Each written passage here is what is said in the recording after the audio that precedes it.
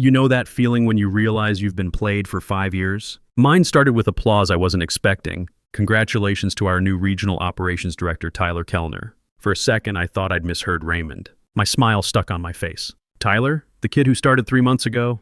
The same kid I'd been walking through vendor contracts like he was learning a foreign language. Around me, hands clapped. Chairs shifted. I forced my palms together, each clap sounding hollow. Raymond stood at the head of the conference table, grinning like he'd just solved world hunger. His voice bounced off those glass walls. Tyler brings fresh energy and vision to Ironstone Industries. He's what's coming for our company. What's coming? My career. That's what he meant. The promotion I'd been working toward through 18-hour days, canceled weekends, and every late-night email that started with "Quick favor, Sean." My name is Sean Cole. I'm 44 years old, and I've been working in heavy industrial equipment for 18 years. 5 of those years were at Ironstone Industries, managing regional operations across 4 states. I thought I knew how this business worked. I was wrong about a lot of things. Raymond kept talking. His eyes slid to me, and that smile got sharper. Let's thank Sean for preparing Tyler for this moment. My jaw clenched. 5 years of perfect performance reduced to a training exercise. The room erupted in another round of applause. I nodded once, keeping that expression locked in place. Stay professional. Don't give them anything. That's when my phone buzzed on the table. A text from Caleb lit up the screen.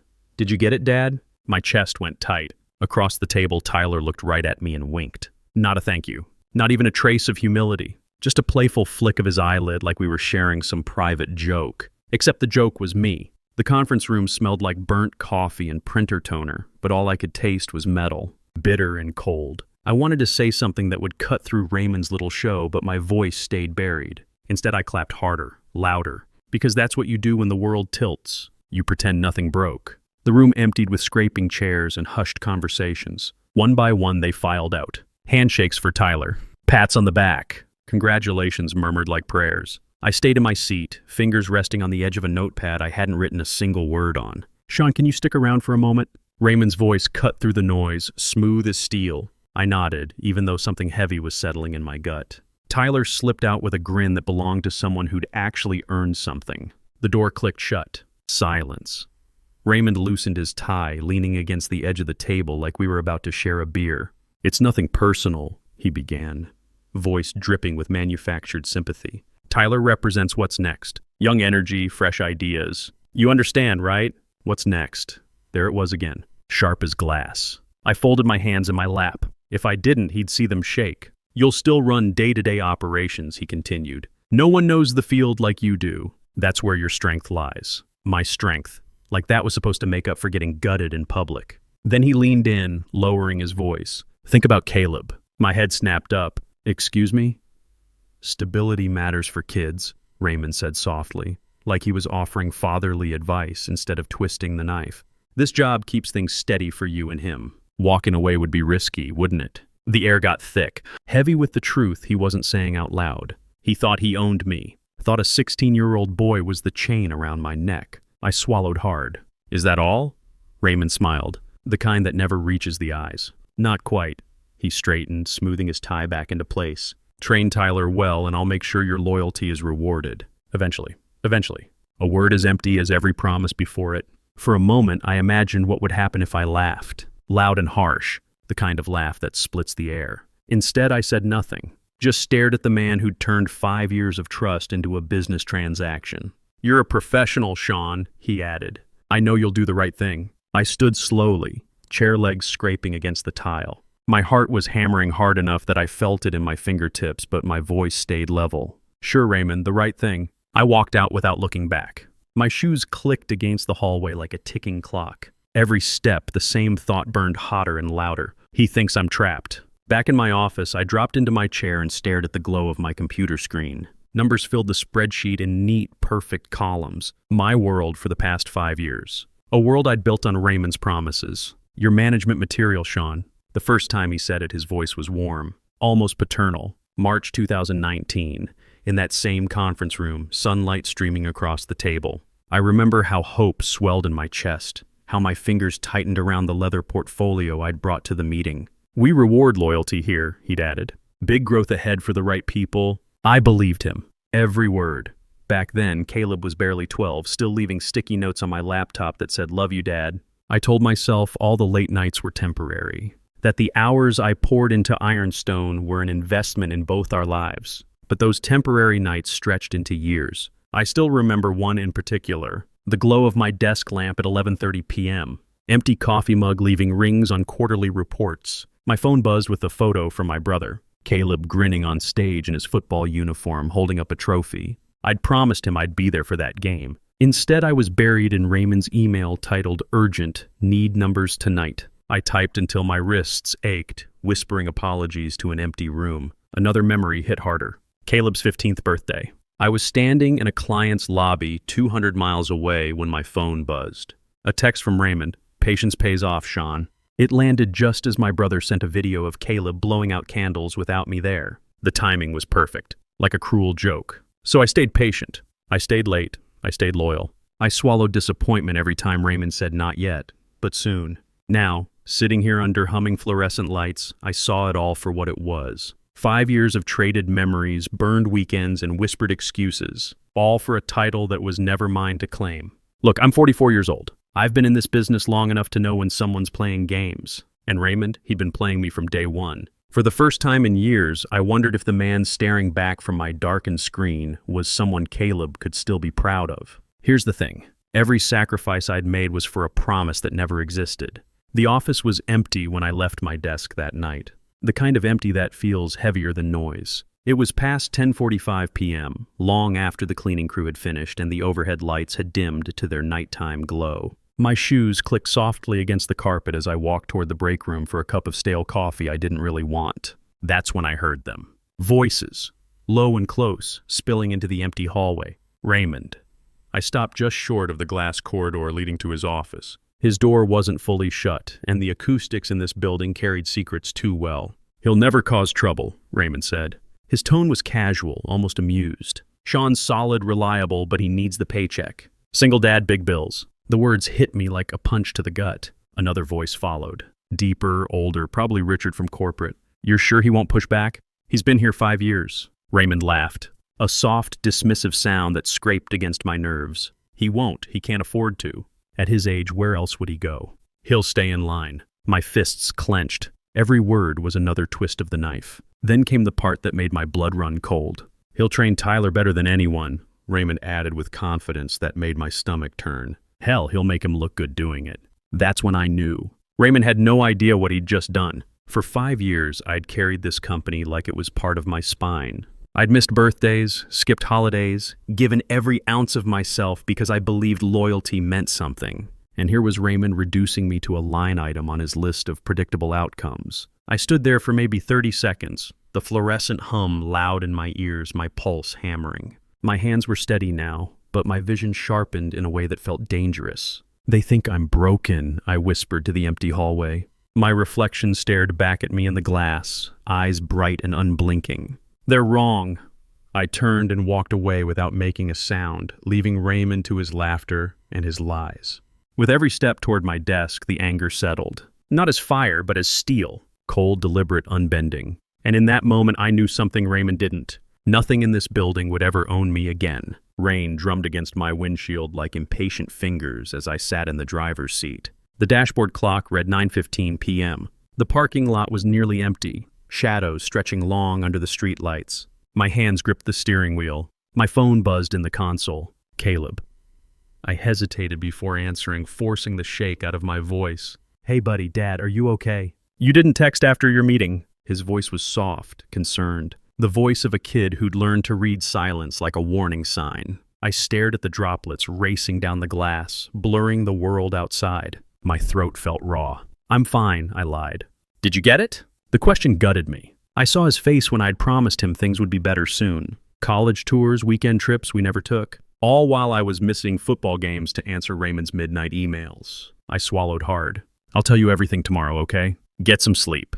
Love you, Dad. Love you too. When the line went dead, I let the first tear fall. Then another. The weight of 5 years pressed down until breathing felt like work. And then, just as suddenly, I stopped crying. I opened my laptop on the passenger seat, the glow cutting through the dark. My fingers moved without hesitation, typing words that would sever everything. Dear Raymond, this is my formal notice of resignation, effective immediately. I will honor a 2-week transition period. I read it twice. No explanations, no apologies, just an exit wound, clean and final. But as my finger hovered over the send button, something stopped me. Not fear, not second thoughts. Strategy. I closed the laptop without sending it. This letter would be delivered when I was ready, when I had leverage, when it would hurt. The next morning started like any other, except everything had changed. I walked into Ironstone at 7 a.m. sharp, nodded to security, grabbed my usual coffee from the break room. But inside I was different. The man who'd left here last night was gone. I spent the morning doing what I always did. Checking supplier schedules, reviewing contract deadlines, managing the complex dance of heavy industrial logistics that kept our clients happy. Except now I was also doing something else. I was documenting everything. Every vendor contact, every shortcut I'd developed over 5 years. Every relationship that made the impossible possible. I typed it all into a private file, creating a roadmap of processes that existed nowhere else but in my head. Not for them, for me. By lunch, I had something Raymond didn't know existed. A complete blueprint of how Ironstone's operations actually worked. Not the org chart version. The real version. The one that would take someone months to figure out on their own. That afternoon, Tyler stopped by my office. He knocked on the door frame like we were friends. "Hey, Sean, got a minute?" I looked up from my screen, keeping my expression neutral. "What's up? Just wanted to say thanks again. For everything." He stepped inside, hands in his pockets. "I know this transition might be weird, but I'm hoping we can work together. Learn from you." I studied his face. He looked sincere enough. Young, eager, completely unaware of what he'd stepped into. "Sure," I said. "Happy to help." He smiled and left, probably thinking he'd smooth things over. What he didn't know was that I'd already started making calls. The first was to Douglas Brennan at Bright Ridge Industrial Solutions. We'd worked together years ago when I was at my previous company. He'd always said if I ever wanted to make a move, to give him a call. "Sean Cole," I said when he picked up. "Remember when you told me to call if I was ever interested in exploring options?" "Of course I remember." "You thinking about making a change?" "I'm thinking about it." "You free for coffee tomorrow?" "Absolutely, I'll make time." The second call was to Patricia Wells at Wolverine Steel. We'd been doing business for 3 years, and she'd always been straight with me. "Patricia, it's Sean. Quick question. If something changed on our end, who would you want to talk to about your account?" "What do you mean, something changed?" "Hypothetically. If I wasn't your primary contact anymore." There was a long pause. "Sean, you're the only reason we stay with Ironstone. You know that, right?" I did know that. I'd always known that. But hearing her say it out loud felt different now. "Good to know," I said. "I'll be in touch." By 5 p.m., I'd made 8 calls. Clients, vendors, industry contacts I'd built relationships with over nearly 2 decades. Not to burn bridges or steal accounts. Just to remind people that Sean Cole existed as more than just an Ironstone employee. I was packing up to leave when Raymond appeared at my office door. "How'd it go today?" he asked. That same manufactured friendliness from yesterday. "Fine. Tyler seems eager to learn." Good.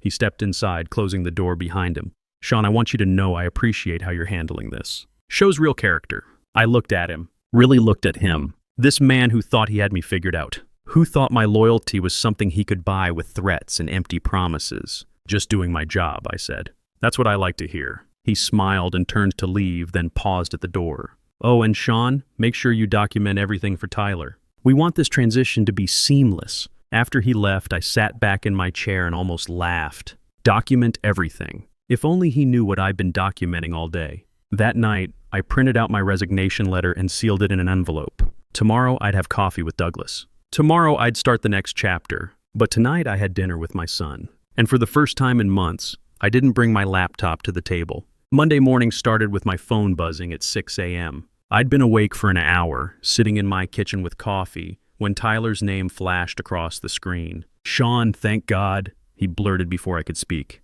His voice cracked like a kid who'd lost his homework. "Wolverine Steel is threatening to cancel their contract. Something about titanium brackets being delayed. They need confirmation by noon or they're pulling out." Wolverine Steel, our biggest client. A $3.2 million account I'd managed for 4 years without a single hiccup. "Slow down," I said, keeping my tone steady. "Open the supplier portal. Tell me which vendors are flagged." A pause, then, "I don't know which vendor to check.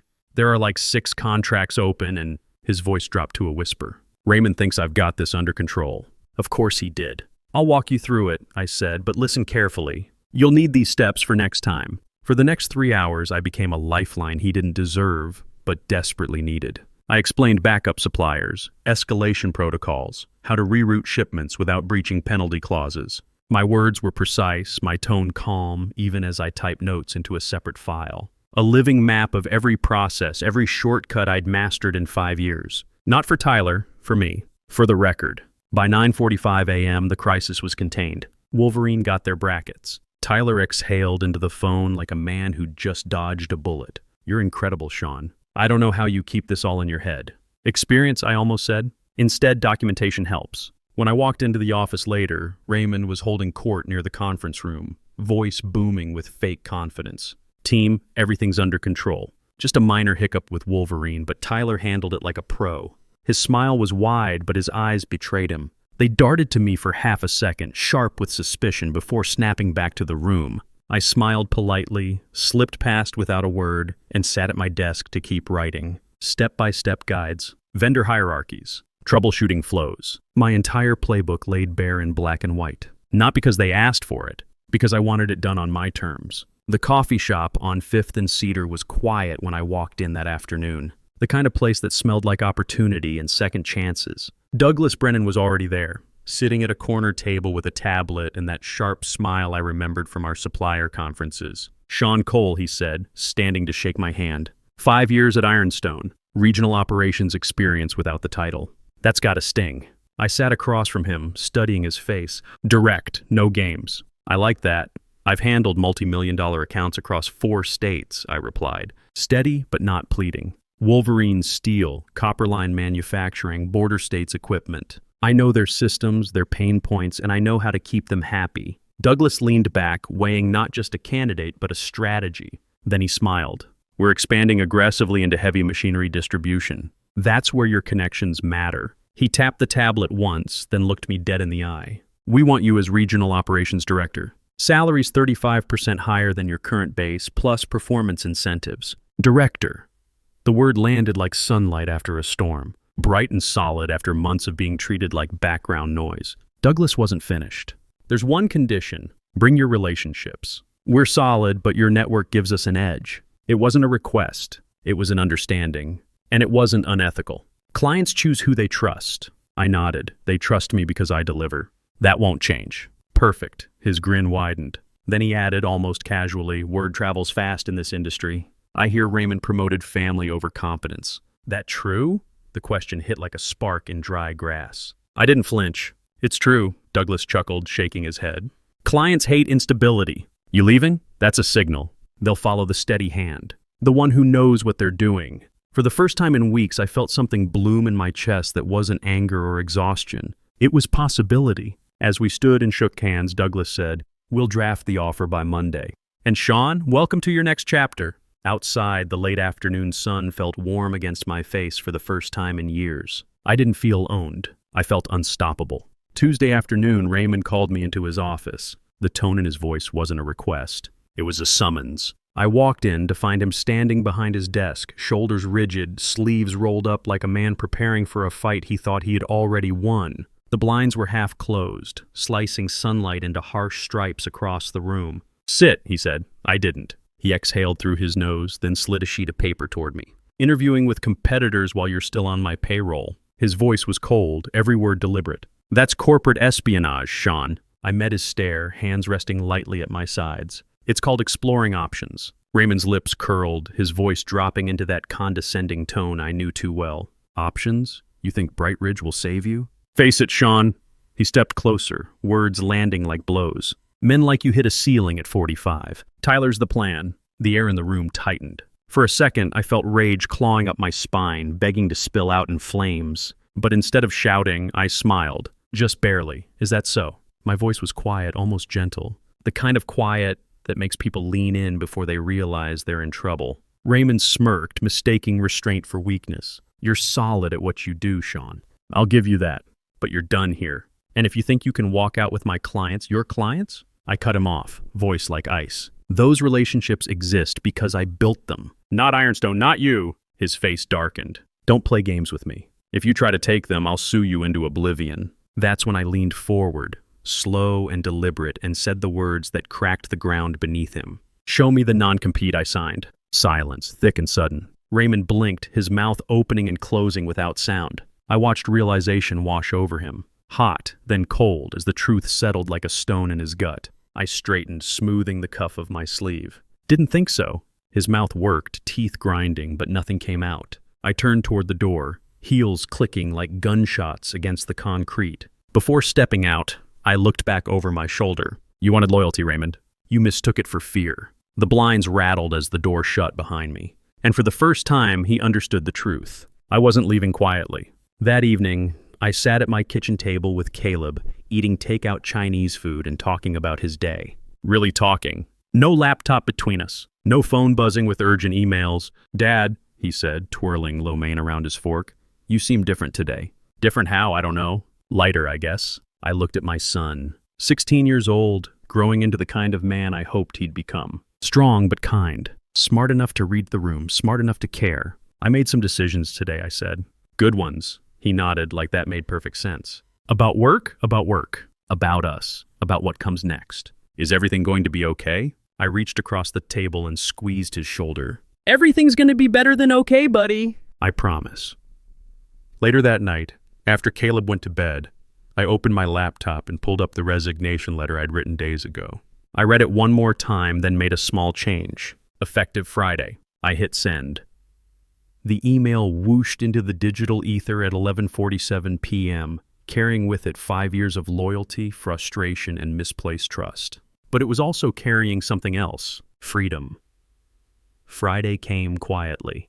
No fireworks, no confetti, just the hum of fluorescent lights and the low buzz of keyboards. My last day at Ironstone felt surreal, like watching a movie where the hero walks out of a burning building without looking back. I arrived early before most of the office and packed my things in silence. A framed photo of Caleb at his championship game. The ceramic mug he gave me for Father's Day. The leather notebook filled with years of strategies Raymond would never understand. Each item slid into the box with the weight of a closed chapter. By 8:30 a.m., the office was awake and bustling. Whispers trailed after me as I made my way through the rows of desks. People smiled too quickly, offered good luck wishes laced with curiosity and fear. They all knew what I knew. Ironstone was cracking and the sound carried. Raymond called me into his office one last time. He stood behind his desk, smile stretched so tight it looked painful. So, he said, voice strained. Last day, that's right. You're making a mistake, Sean. His eyes were glassy, hard with something between anger and desperation. You think Bright Ridge will make you a star? They'll chew you up like everyone else. I didn't answer. I just let the silence fill the room until it felt like weight pressing on his chest. Then I smiled, a small, calm curve of my lips that said everything I didn't bother to speak. Good luck, Raymond. His jaw muscles twitched as I turned and walked out without a backward glance. At my desk, I opened my laptop for the final time and typed a farewell email. Subject, transition notes. Body, team, it's been a privilege working with you. Best of luck with everything. Tyler, you're in capable hands. Sean, I hit send, watching the words fly into the digital ether like a small arrow disguised as kindness. Closing the lid felt like exhaling after holding my breath for years. My badge clinked softly as I set it on the desk. The sound was final, like a gavel hitting wood. I lifted the box into my arms and walked toward the elevator. Each step felt lighter, as if gravity itself was loosening its grip. The elevator door slid shut just as my phone buzzed. A new email from Janet Morrison, procurement head at Wolverine Steel. Subject line, Ironstone transition. The first sentence made my pulse spike. If Tyler's handling our account were pulling out. I stared at the screen, corners of my mouth curling into something sharp. That single sentence was more explosive than anything I could have planned. I didn't need revenge. I just needed to leave the match on the table. Raymond had built his house out of paper. As I stepped into the sunlight, the weight slid off my shoulders completely. The air smelled like rain and possibility. For the first time in years, I wasn't chained to someone else's vision. I was walking into my own. And Ironstone? They were walking into chaos. 6 months later, I sat in my corner office on the 22nd floor of Bright Ridge's new regional headquarters. The city skyline stretched out before me, glass towers catching the afternoon sun like mirrors. My calendar pinged a reminder for the quarterly strategy call. I closed it. For once, there was no rush. The business magazine lay open on my desk, its cover screaming headlines in bold type. Ironstone Industries loses 65% of revenue amid management shakeup, CEO terminated. I read the first paragraph again, savoring the words like good whiskey. Raymond Kellner terminated following board investigation. Tyler Kellner resigned after 3 months. Returned to graduate school at Arizona State. Multiple clients cited leadership instability as reason for contract cancellations. The article mentioned lawsuits, penalties, and a $2 million breach of contract claim from Wolverine Steel. It detailed how key accounts had followed their primary contacts to competing firms, leaving Ironstone scrambling to rebuild relationships that had taken years to establish. Here's what the article didn't mention. How Raymond had reduced experienced professionals to training materials. How he'd mistaken fear for loyalty. How he'd played games with people's livelihoods and lost. I traced the edge of the page with my fingertip. Not out of spite, but out of quiet satisfaction. There was no gloating, no celebration inside me. Just the calm certainty that everything had unfolded the only way it could. My phone buzzed with a text from Caleb. Dinner tonight? Your pick, I'm buying. I smiled. 18 now, freshman at State. But he still insisted on Friday night dinners when he was home. And now, for the first time in years, I never had to answer him with maybe next time. The intercom on my desk crackled. Sean, Douglas is here to see you. Send him in. Douglas Brennan walked through my door with the kind of smile that meant good news. Just got off the phone with Patricia at Wolverine Steel. She's recommending us to Titan Manufacturing for their expansion project. I leaned back in my chair. How big? 15 million? Over 3 years. The number hung in the air between us. Not just revenue, but validation. Proof that competence eventually wins over politics. That's incredible news, I said. It's because of you, Sean. Because of the relationships you built, the trust you earned. This is what happens when companies invest in the right people instead of playing favorites. After Douglas left, I sat quietly for a moment, looking out at the city. The afternoon sun was warm through the windows, and for the first time in years, I felt something I'd almost forgotten. Peace. My desk phone rang. The display showed a local number I didn't recognize. Sean Cole. Mr. Cole, this is Tyler Kellner. I paused, then leaned forward. Tyler, how are you doing? I'm good. Better, actually. I wanted to call and say something I should have said months ago.